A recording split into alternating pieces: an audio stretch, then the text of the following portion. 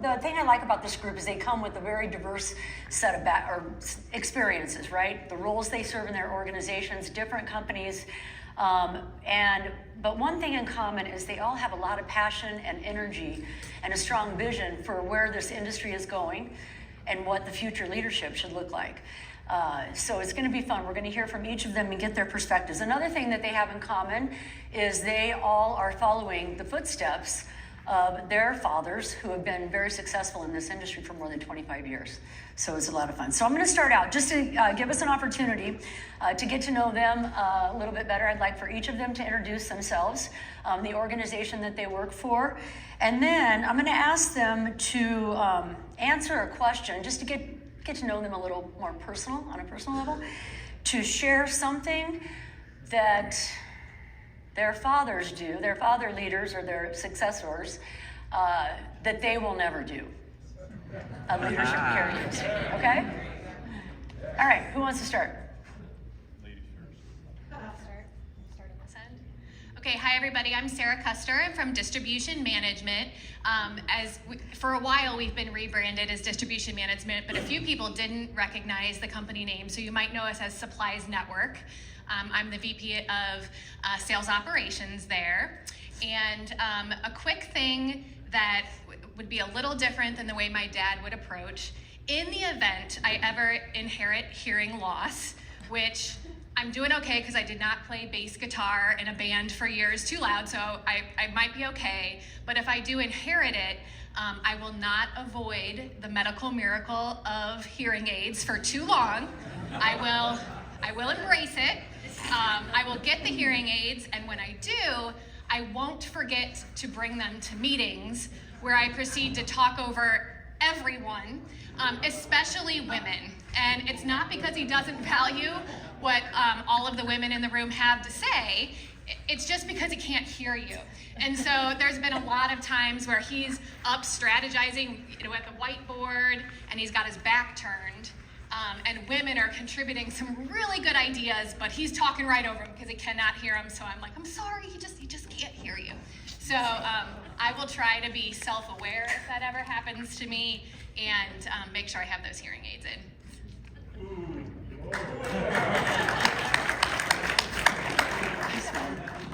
Hi everyone, my name is Lauren Hanna. I'm our Vice President of Blue Technology Smart Solutions. That's our IT and software side. I also serve as the Vice President of Sales on the multifunction device side as well. I've been at Blue for 14 years now.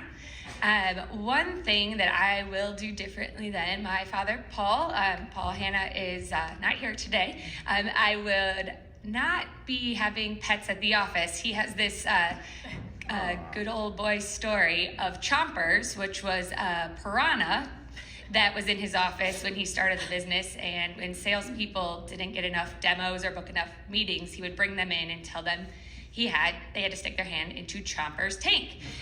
And I still don't know if that actually happened or not. No one will confirm or deny. But if you look around the room, each year as this story goes on, the younger generation is just absolutely horrified. Is there Chompers still at Blue Technologies? But there are no pets at Blue Technologies today. So.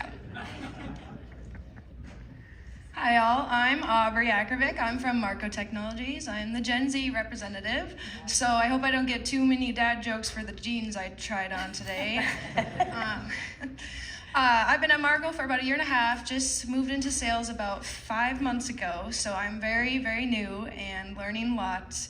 But the one thing I wouldn't do that my father does is, you take your photos, you have your photos of the conference slides, so he doesn't really know how to airdrop those.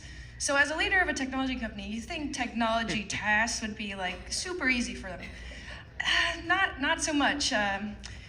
We'll get them there, but if you do have any airdropping questions, just let me know. I'll be around at lunch, so. Tech support.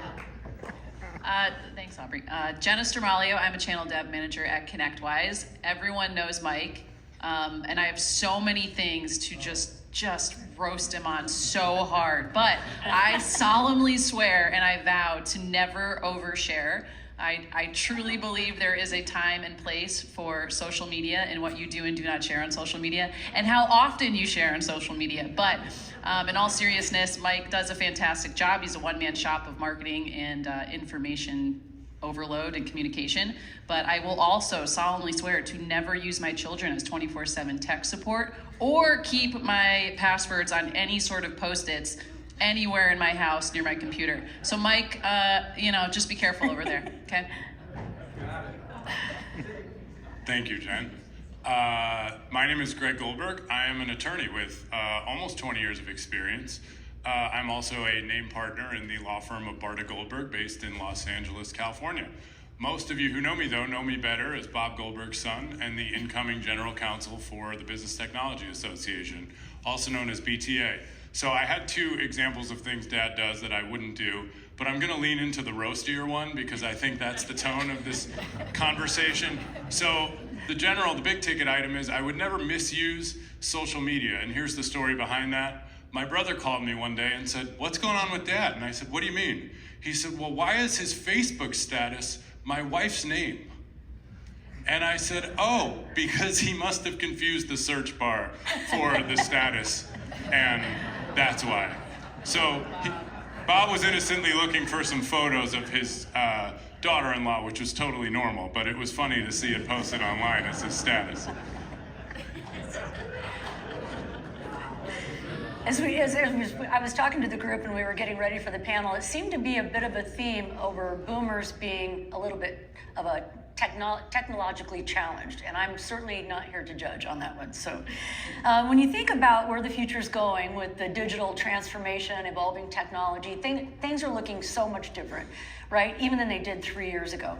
When you're bringing new people into your organization, what are you looking for? What are you looking for in the new generation? The skills, the traits, characteristics?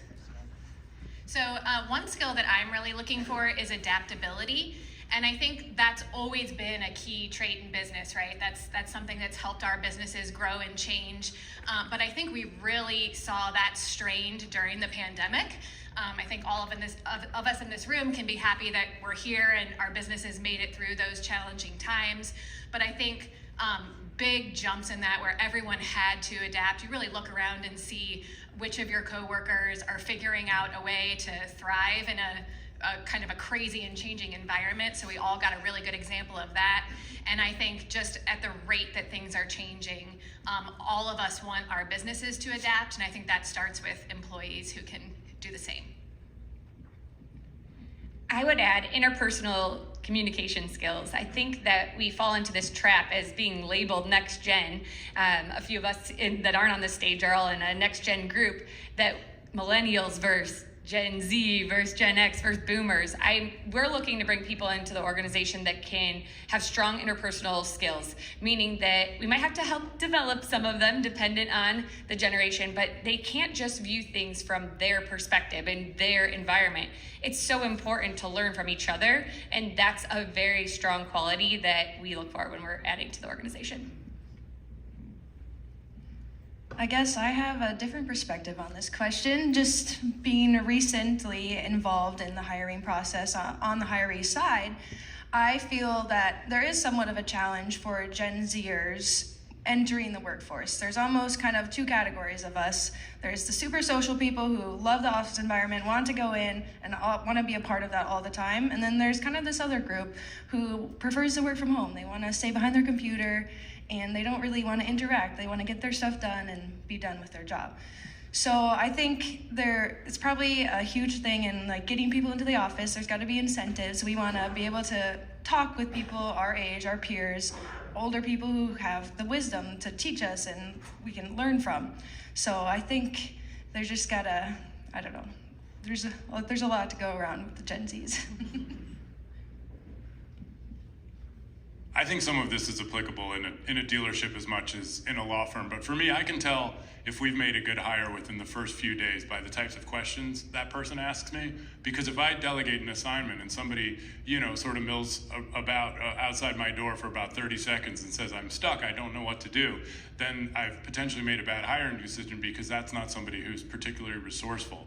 On the other hand, if that same person goes back to his or her office and tries spinning their wheels for a little while and Googles some things and looks at some other things and comes back and says, "Hey, I looked here, here, here, and here, but here's my question," that's how I know I found somebody good. So it's really, to me, about being an active listener and looking at the types of feedback I'm getting to find out if I've found someone who's got some future potential for the business, as opposed to just being a suck on all my time, having to teach them everything. Very good. For me, you know, the conversation of generations, I think this is a conversation that we've had generation after generation after generation. I think it can be boiled down really to sort of what Greg was saying, is initiative, right? I don't really care when we're looking at the hiring process, and ConnectWise is a whole lot smarter than me. There's an entire department that focuses just on hiring and how to hire and where to find these young entrepreneurial, either in tech or in different layers of universities. So there's even hiring our heroes, right? So we have an entire program that's dedicated to veteran hires. But for me personally, when I'm looking at, call it next gen, call it the next in line, however you want to categorize it, I think initiative is going to be the most important and key word when we're looking for people to hire in this space. Similar to Greg, right? Like Google it. You have a whole freaking phone in your pocket, right? Why are you coming to me first? I don't really want an issue. I want a solution. I want to brainstorm with you and just propel forward. So I think it's very simple. It can be boiled down to one word: take initiative. And I'm going to pick on Mike a little bit, and I think maybe it was John Hay, I can't remember who said it last year, or somebody said it, and maybe Mike, you used to say this to us all the time. You walk how you work, right? So if you're walking slow, you're gonna work slow. If your head is down, you're typically not gonna bring it up and come up with new ideas. So very simple things, and it all can be boiled down to initiative. Very good, thank you. The next generation of leaders is really much more likely. Everything, when you're looking up to say what's important as we continue to innovate our businesses, right, and evolve, and everything that you read says the next generation is much more resilient to embracing that and embracing change. So any perspectives on why that is, especially when you get to the Z's, like Aubrey?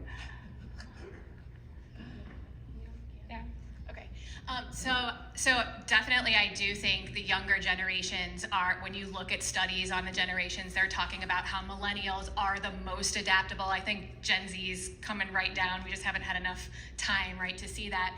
But I think a lot of it has to do with the timing of technology as we were kind of starting our work lives. I think it's interesting that, like, most of us, we were talking, some of us are elder millennials, that when I went off to college is when I got my first cell phone. It was one of the cool walkie-talkie Nextel ones, if you guys remember that. That's how old I am. And so I think we are used to kind of growing up with that technology, and so it doesn't feel awkward to try to start using it and adapting it into our lives. Like, the timing worked really well. But I think also because of that timing on technology, we have had access to so much more information at our fingertips and the perspectives of so many other people and communities and ideas, because it's not just the group of people around us in our office, right? You can get the perspectives of anyone, just in a moment's notice. That wasn't around for our parents and for the generations ahead of us. And so I think we're just much more comfortable working with different people or different ideas and things because we're so much more exposure. Just building on that, I think our world is a lot smaller for our generation. I think one of Paul's favorite questions on an interview is, what's your ethnicity? What's your background? What are you? I don't know if HR loves that question so much, but he grew up in a strong Lebanese family, and they weren't exposed to a lot of other ethnicities, and his role models and his idols were not on a television screen. They weren't on the internet. They definitely weren't social media influencers. Our world today is so much smaller with the internet, and with I have a 2 and 3 year old, and I can FaceTime them every hour if I really wanted to while I'm here. So I think that is a big play to it as well. I would piggyback off of Sarah. I mean, I grew up with a phone. I always had that connectivity to the internet, to my friends. We were always constantly texting. So I think just having that whole area to explore all these things, trends change. I mean, my friend could wear ripped jeans one day, not ripped jeans the other day, and then everyone else isn't wearing ripped jeans. It changes within like a second like that. So just being open to all of that information and having it surround yourself. I'll be quick. I think, we're sitting in a room, and I think there's a message to be said here, right? So we have dealer principals who have hustled and grinded, and, we're either boomers or older that have grown very successful businesses. And to Aubrey's point, you have Gen Zers who were born on the internet, right? You're native. I'm not, right? And the rest of us, I think, grew up with tech in our hand and growing as it grows. But I really think that get away from tech.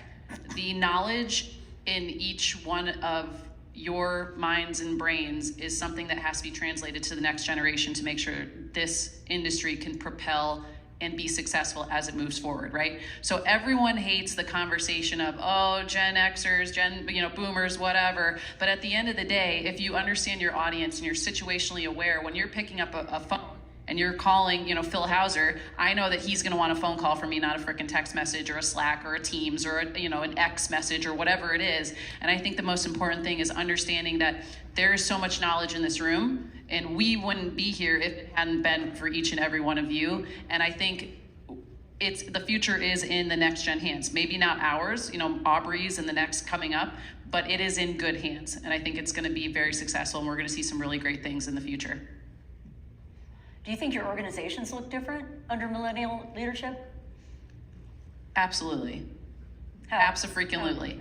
So I think, you can look at this a variety of ways, right? I think that the leadership for millennials, one is we're much more open to diversity in thought as it comes to what normal looks like going forward. So for me, I worked in an office from day one to COVID, so I never knew any different. Now I'm not in an office. Aubrey's generation is demanding that we reinvent what normal looks like when it comes to, working in an office. Is it hybrid? Is it not? What does it look like for philanthropic and, cultural things that are important to her to make her a better person? So I think as we begin to grow and businesses grow, you can do a whole hell of a lot when you're sitting in your house. Everybody's working in this room today. So I think, and this is really hard for this industry, and I'm going to poke fun and just a little bit. Every organization really wants workers to come back to the office. And I think there is a happy medium between, the Gen Zers coming up and a mix of millennial leadership and Gen X. And I think it's going to look a little bit different. I think it's going to look a lot different. So I think building on that also, I think that it has a lot to do with that flexibility piece, but I think that we don't have the same stressors, the same worries. We're not worried, especially the panel sitting here and a lot of the next gens that aren't on this stage. We're not worried about how we're making payroll. We're not worried about who am I going to bring on to help take this to the next level. We have that foundation that's been established for us, which we're very fortunate to have. So we get to be stressed about a lot of other things. And I'm not saying we don't have different stressors or more stressors, to be honest, with the way information is, but we have that security piece that I think that will allow us to, the trajectory of the organizations to grow faster through these tumultuous times. And just building on that, I think DM's really lucky. We haven't had like a changing of the guard, right? We actually have grown in our leadership team, and so we actually cover all of the generations in our executive team and management teams. No Gen A yet, but if my kids start around the time that I did, like maybe we will have that sometime soon. But I think that we really get to leverage kind of all of the best parts of all of the generations in that group, right? And pull the best things out of all of those. So I think it's been great to have all these generations together.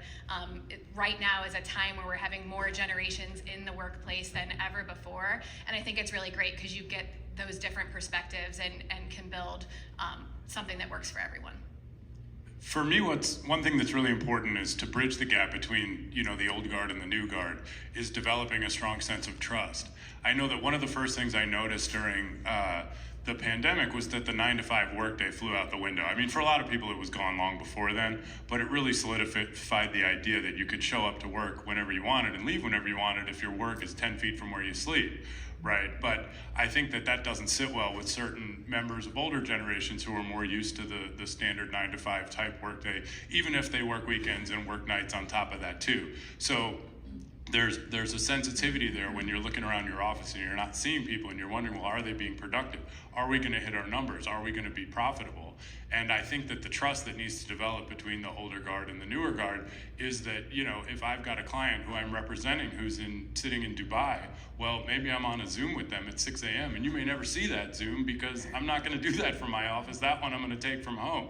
And ditto if something's happening late at night or after hours. So I think part of it is just developing a trust between, as the transition from the older generation to the newer generation happens, it's important to remember that work can take place any time of day in any place, and that profitability is a much broader lens than just looking at, you know, the minute by minute, where's everybody sitting and are they staring at their machines. It is interesting, as Jenna mentioned, that I've talked to a number of dealerships where they're trying to get people back in the office full time. I think that you have to exercise some flexibility there, right? Especially if you want to attract the younger generation. Just curious, like Lauren, are you guys back in the office? Yes. Like full time, or do you allow? We are still Paul is very involved in the business. He is the president, and that is something. He is the person that knows who leaves at 4:58, because that used to drive me crazy. But when you think about it, he wasn't taking payroll so that he could make sure his employees were paid. And you have to understand both perspectives, right? I drive him crazy because my door's shut a lot when we're at the office. Well, I'm on virtual meetings, and so he will walk in, and I got a light outside of my office just so he knows when I'm on camera, because he walks in. It's a different, the way we are meeting with people is different. But I will tell you, I'm maybe unique in this in the millennial world. I believe that there is a benefit to being in the office as well. I think the knowledge transfer that is lost, I've said this a lot of times, but I think that there's so much that I learned from people that I couldn't put in a training manual, right? I learned production print when our production print rep left us. This is 10 years ago. Well, I had learned from my service technicians, and I learned from Konica Minolta. But I was in there, I was in my customer site. So I think that there's a benefit. Flexibility, though, as we add different people to leadership and to our workforce, the benefit of this is that if you can see it from multiple perspectives, I have someone right now, and her daughter's in the emergency room, and she said, "Oh my goodness, I'm so sorry, you're out. I don't want to be out when you're out. I'm going to take the day off." And I said, "Please take the day off so you can be present, but I know who you are. If you're working, don't waste your PTO day. Continue to work while you're waiting at the doctor's office or at the ER," right? So flexibility is the advantage there. What's Marco doing, Aubrey? As of right now, Marco is hybrid. They require everyone to come in Tuesday, Wednesday, Thursday, and then we get to work from home Mondays and Fridays, Okay, which is nice. I mean, I like coming into the office, and it's fun to have those office people, your friends that you eat lunch with, and you go to them for questions, and they just help you advance in your day, I guess. And then Marco has a really good resource. We have a trainer who has been in the industry for a very long time, and I know he always walks over to my office and he's like, "All right, when are we gonna role play today?" I go, "Oh gosh, I gotta do this again." But it's just beneficial to have that wisdom, and he inputs all of this information, and it is super beneficial. It's uncomfortable, so. Very good. I think it's important to consider too that not all remote work policies need to be created equally, depending on the size of the organization and the responsibilities of the individuals involved. I remember 2 law firms ago, after working for a certain amount of time, I was granted a remote day, and I got to pick which day of the week. So that was great. I thought, well, you get a lot of Mondays off, so you shouldn't be a Monday, and you get a lot of Fridays off too, so you shouldn't pick Friday. Wednesday's too far away from the weekend to make it worthwhile, and Thursday's Thanksgiving. So obviously I picked Tuesday. But the point is, if you're willing to be flexible with people, and you know, you can use remote work as an incentive to keep people happy over time, and as long as that person proves that they're able to remain productive, you could expand that over time as an additional incentive. And in a lot of cases, I think, especially post-pandemic, that incentive could be just as valuable as a bonus or something like that down the road. I think it is. Okay, when you think about the long-term success of your organizations, what changes do you see coming down the pike? What changes would you make in the organization? So I think DM has definitely had a long history of adapting, right? And so I don't think there's any huge change I would just go make tomorrow if I could make all of the decisions, but I would continue that, just like really listening, understanding kind of every level of the channel, because as a distributor, we really need to understand the needs not only of our dealers and their customers, right, but also there's a lot of parameters from manufacturers, and kind of making all of that work in one cohesive kind of channel across the channel. So I think we would continue to adapt. Because we're focused on print, we'll continue to see what are all of the logical adjacencies around print and how can we help our customers expand print. But I think really just keeping that dialogue. I think we're starting to see more diversity in our channel. I think it's not like just a DM thing, but like there's starting to be more women. We were talking a little about like, can we really call women in the workplace diversity? Like, I'm not sure, but I would like to see more people involved in the channel that doesn't kind of look across a room and everybody looks the same. So I think we'll Greg probably has an continue opinion on that. What's that? More women in the workforce, is that diversity? I said Greg's probably got an opinion on that. Yeah. Well, I mean, if you're talking from a legal standpoint, sure, there's legal protections, but I mean, it certainly counts as diversity when you look at business leadership over time and what the needs of the future are, for sure. I think it's awesome to look around this room and see all of the women in this room, right? I mean, 10 years ago, there would probably be about 20% of what we have here today, so that's awesome. Back to the changes question. I think the hardest thing for our industry right now is we focus still so heavily on the clicks, right? So I think we have to reimagine the clicks, and that's something that I spend a lot of time putting things into that perspective at Blue, because our model is based around that if anything that we learned from the pandemic, that people were out of the office like that, right? Service revenues were down if you're not bundle leasing and everything, but there's so much opportunity out there, and it's what I love about this industry. I think that even today, when Kirk did his presentation, I was not thinking about the impact to the environment and the climate with AI, and that, I think we have to embrace that the evolution. I don't really love the word change. I think it's kind of got a negative tone. I think it has to evolve, and we have to accept this and embrace this evolution mindset. So recapturing the clicks, I think there's opportunities such as scanning as a service. There's a lot of different opportunities. If you walk around a traditional business, security is huge, right? Things that we've heard about, but we have to just reimagine the clicks.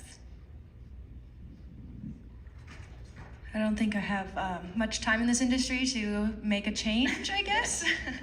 I will say that I think Marco has great leadership, and I'm already around change, and they've been implementing stuff, so I guess I can't really answer this question fully. I'm going to jump in. I think, this industry, I'm going to ask everybody a question. I've known many of you for a very long time, but how long, let's say this, how many of you have been with your organization for more than 5 years? 10 years, or 20 years, excuse me. So there's between 10 and 20 years, right? You guys have 5, 10, 15, 20 years. This is the norm for this industry, where you have legacy employees who are dedicated and loyal to the people of the organizations and dealers in this room. I think what you're gonna see, and you're gonna need to embrace this, is that there's gonna be turnover and there's gonna be change. This next generation, and I'm pointing to Aubrey, I'm so sorry, only because you're sitting next to me and maybe the only Gen Z in the room. This generation, I feel like, is going to have higher rate of turnover, right? So I think especially this channel needs to embrace that. Don't think, oh, okay, she's only gonna be with me for 2 years, I'm not gonna invest the time, the money, the effort, the mentorship into this person. Think, I have her for 2 years. She is going to change the culture. She is going to bring deals in a different way that some of the older sales reps might not be thinking, doing, or contributing. So I would say, and I would challenge each and every one of you to look at Gen Z, look at this next generation and think, okay, how the heck can I get more out of this worker and this employee, knowing that she may leave me, right? It's like a bad breakup and a really long breakup. Like, oh shit, am I gonna invest time into her? I don't know, maybe, but you should, right? Take the time to invest in your younger generation, your younger employees, because they will teach you more than you could Google, right? And I know there's a couple younger guys, I don't even know if you guys are Gen Zs. Grant, right? Kevin Van Cannel's son is in here, I think. and Ryan, Les Harris's son, is in here. These are the next, right? We're kind of already old-ish. Aaron, Dick, you're old too, man. Like, you and I are like the same graduating class of this industry. Sorry, bro. Like, we're out. Right? There's younger generations that are coming up and that are going to be better, faster, quicker. And just the one thing, like I said, I challenge you to invest in the younger generation, knowing that their lifespan might be only 2 years, right? So that's a change. Next year, we need to make sure we get more Gen Zs here, right? Work on that. Did you have anything to add, Greg? Sure. I think, look, from what's going to change in a law firm standpoint, I don't think anybody in this room probably cares, and that's fine. But from the Business Technology Association standpoint, I think it's worthwhile to point out a couple things. Number one, responsive to what everybody's said, I think as an organization, it's important to stay ahead of the curve and be proactive instead of reactive.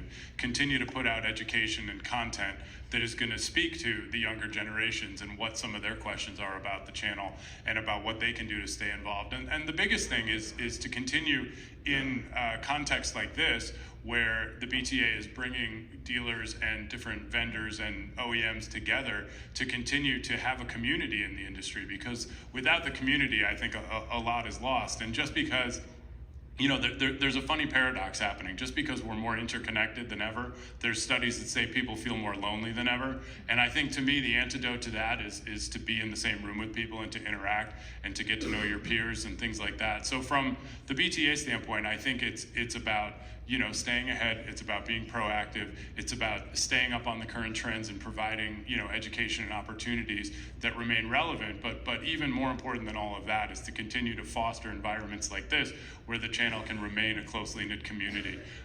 Because without that, we're all just staring into our phones all day. I'm going to pause for a moment and see, does anybody have any questions for the panel? In the audience? Anthony? I would love to know the most important element for you in work, for work. Like, what's the most important thing? For me personally? For all of you guys. I like a good challenge, right? Like, if I'm not, I often say this, if I'm not learning, I'm not living, right? So every day, if I'm surrounded by people that are smarter than me, that's a good day. So that's really important for me personally in my career, in my personal growth. For me, it's effort. I think what you put forward is what you get out of it. So building strong follow through and having those things so that it can propel you as a new person in the industry, that's the only thing you have right now. No one really trusts you yet. You got to build that trust up, and I think putting your effort forward is how you do that. So for me, I think my favorite part of my day is just interacting with people, and I'm really lucky that it's not just internal employees, but it's all of you, right? And all different aspects of the channel. So for me, yeah, we're talking about toner or printers, right? But it's really about those relationships with everyone in the channel and with our employees, really just kind of caring about people. And I feel like DM definitely has that family feel, right? We started as a small business. We've grown significantly, but it definitely feels like a family. So for me, it's people. For me, it's accomplishment. I really love to solve a problem no one else can solve. And I thrive when I'm given that autonomy to do so, with the accountability there. It's never the same day twice, especially the last 3 years, 4 years. But I think that's what keeps me coming to work every day and motivated and so passionate and learning every day. This won't come as a surprise to anybody who's ever been billed by an attorney before, but my priority is time management.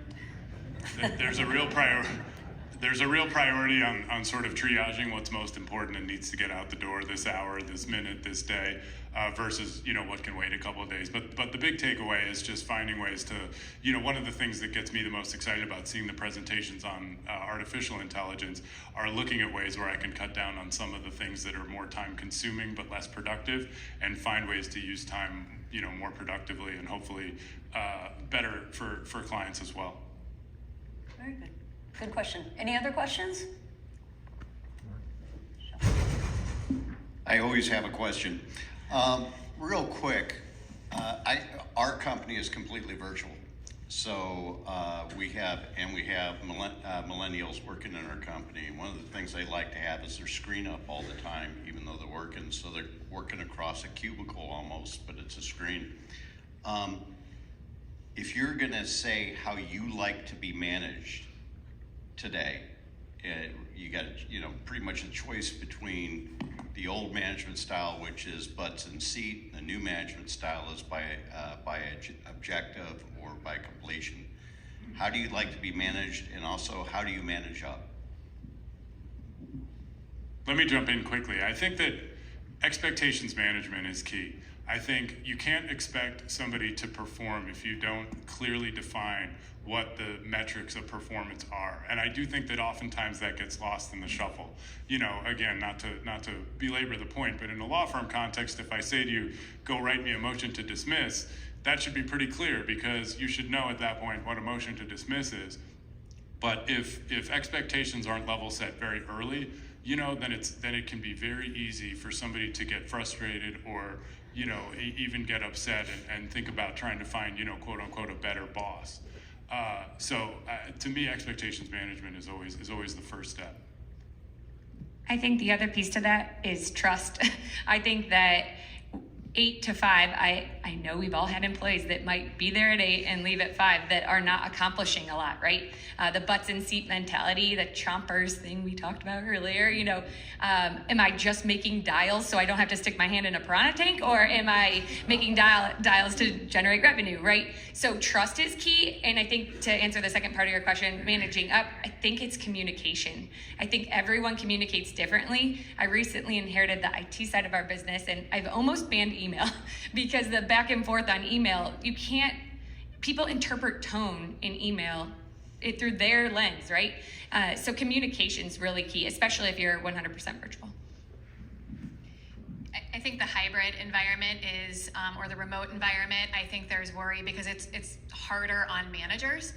But I think we all have to become better managers and leaders, right? And just to add to what you're saying, like, you can sit in your cubicle not working all day. We all have computers in our pockets. Like, you can just sit on your phone, but you're in your cubicle. So that doesn't help. And so I think kind of bridging that gap and realizing it's really about the work that you're accomplishing, not where and when.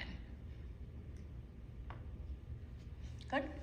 Any other questions? One more. I have one suggestion. I know you can see me over the podium. Or one question.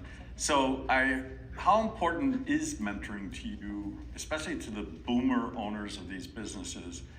How do you reconcile that with they're only going to be there 2 years or 3 years? So how does someone who's conditioned to mentoring and building relationships with their employees? And then I think Jenna said, well, you should get it in your head, they're only going to be here 2 years, 3 years. Why should you bother? I think you got to change the conversation, Mike, right? So when you got to look at it as an investment, whether that investment is good, bad, you have no idea, right? So I think when you're looking at it as an employee, as a mutual investment, you investing into them investing into you, you're going to get more out of that employee than you ever thought possible, right? Knowing that there's a time limit or an expiration date, you don't know, right? The average says, less than 2 years, I think, and then there's turnover.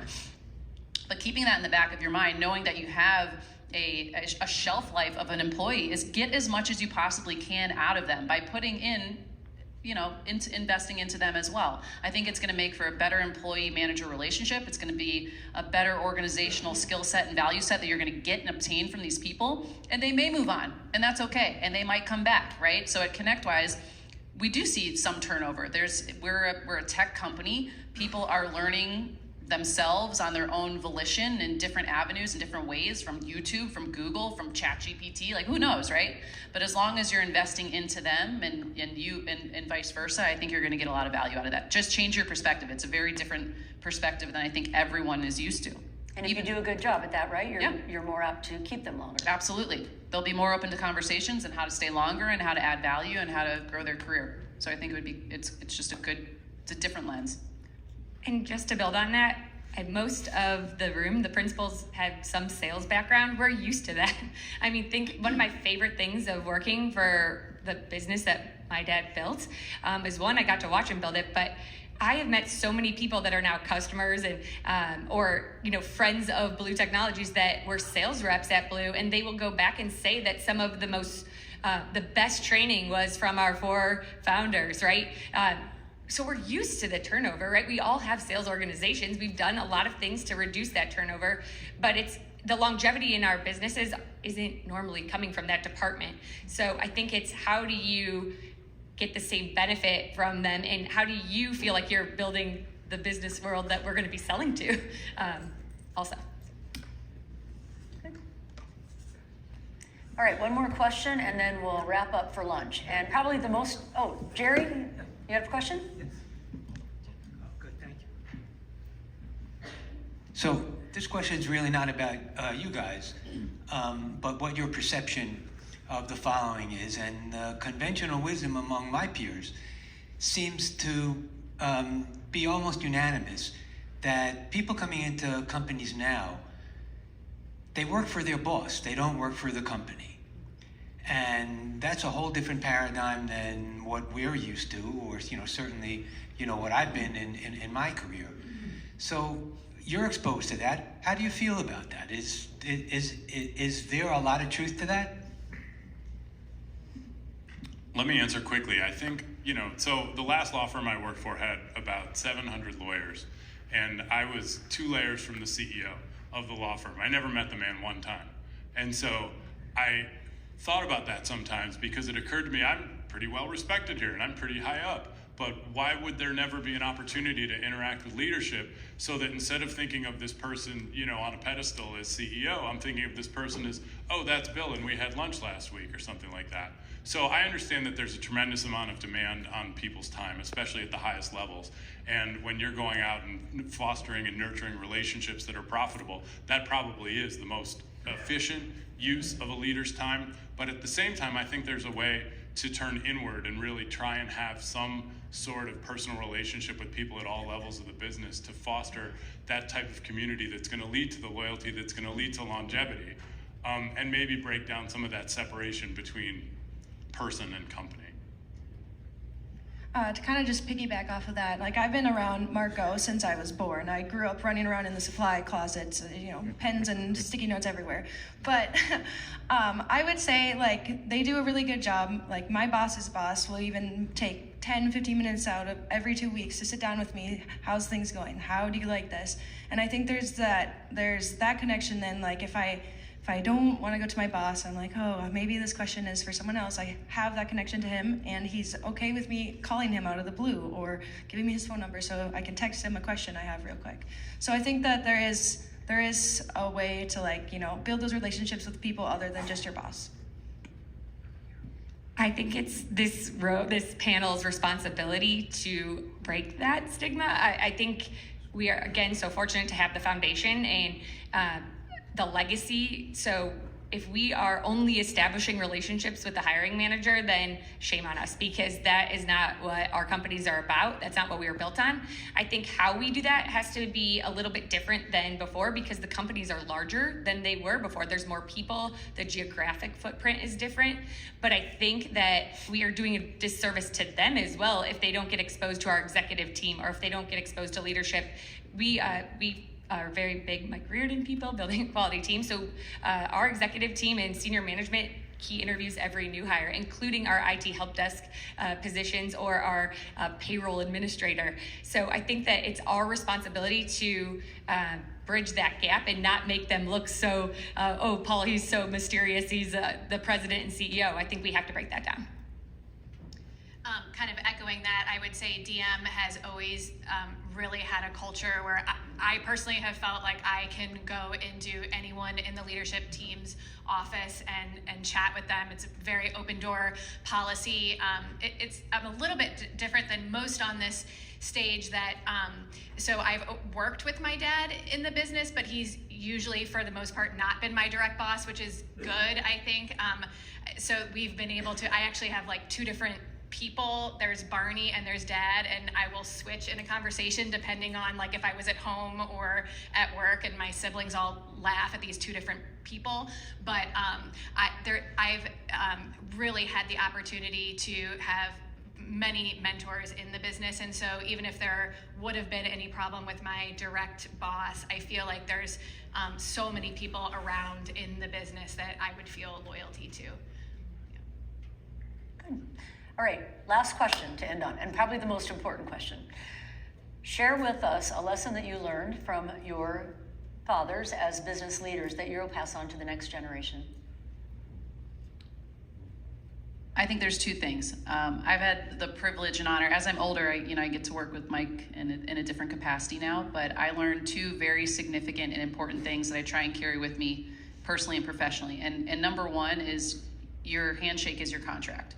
That is your word, that is who you are, that is your legacy, and that's your truth. And the second one is a good leader is always in the service of others, right? And I think that's so important as we think about our future in this industry.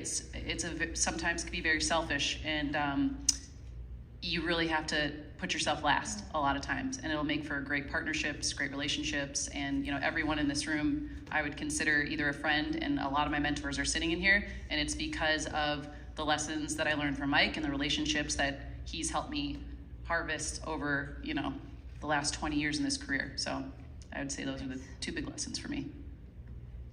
I also have two. The first one is not something that my dad told me, but that's something that I've watched him do, and I think even this event is a great example. He has probably spoken to every one of you in this room already on this trip halfway through.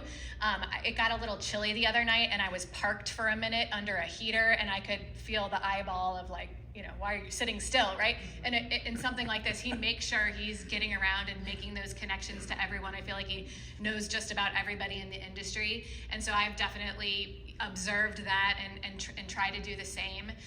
The other is something that he's told me from the very beginning of working in the business. He really liked Stephen Covey's trait of seek to understand before being understood. And I think that's not only valuable in sales, right, but in anything you're trying to do, whether it's business or parenting or relationships in your family, is to really understand the perspectives of the person that you're speaking with. If you want to be understood, you got to understand where they're coming from. So that's something I try to take with me as well. Go ahead. Okay. I have so many lessons that I've learned. 13, 14 years is a long time to be working in this industry, right? But the number one theme is loyalty. And loyalty can branch off into a 20-minute panel just on this, but some of the crucibles of my career were when I thought for sure I was going to let someone go, or for sure we needed to bring on a different partner or pivot.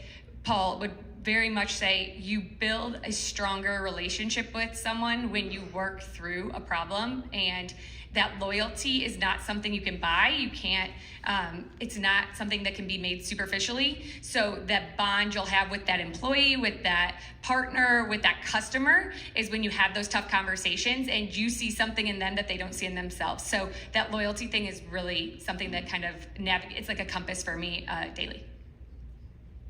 I have a few too. I would say hard work was probably the biggest thing. We had to always finish our chores on time so we could go run around with the neighbors, and it was always a big thing.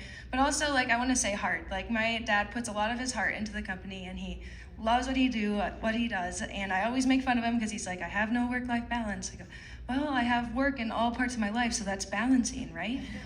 Okay. But it's just the heart that he puts into anything, and just the care he has for his company and what he does and the outcome that brings. I think, hard to go last here, but I think the biggest lesson, my takeaway is show, don't tell.